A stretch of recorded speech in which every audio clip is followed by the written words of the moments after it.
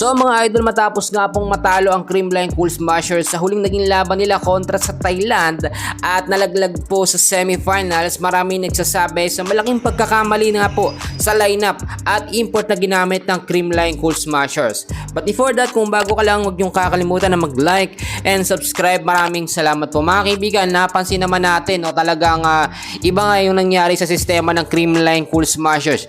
Usually, iba talaga to, nakakapanibago. Alam nyo, kahit may tatlong import po ang CCS, hindi man lang tayo nakaisang panalo kontra nga po sa kapunan ng Thailand, no? At inaasahan natin hindi naman talaga ganong kalakasan etong Thailand kung ikukumpara doon nga po sa Kazakhstan na talagang matatangkad, may pressure talaga ang mga palo.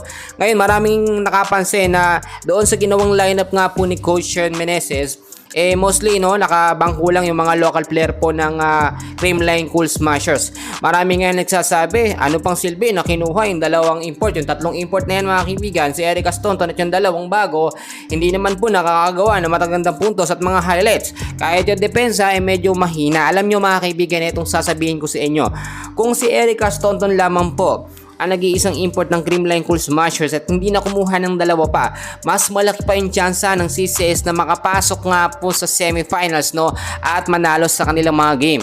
Paano ko nasabi?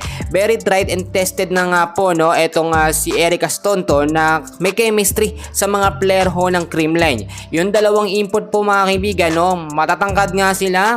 Nakita naman natin hindi ganoon ka-agresibo ang mga kilos at galaw nila. Kahit nga po yung pagsalo sa bola ay talagang nakita nyo naman, hindi nila nagagawa.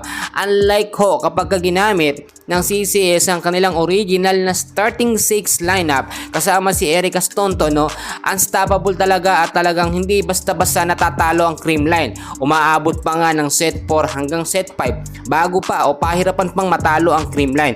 Kaya naman mga kaibigan, inaasahan natin yung adjustment na mangyayari sa next season po ng PBL mga kaibigan dito sa Creamline ay talagang mangyayari po, At ito pa mga kaibigan ko, laglag man tayo, ang Creamline kasama ang PLDT nakapasok naman sa semis. Ito nga pong Petrogas Angels. Pero sa inyong pagkakataon mga idol, kung nakita o naisip nga po ni Coach Sean Meneses na gamitin o bigyan ng mas mahabang playing time yung ating mga local player tulad ni Alayza Valdez, Jam Magalanza, si Tots Carlos, si Bernadette Pons, yung mga original na lineup po ng CCS, may assurance tayo na kaya nating manalo at makapasok nga po sa semifinals.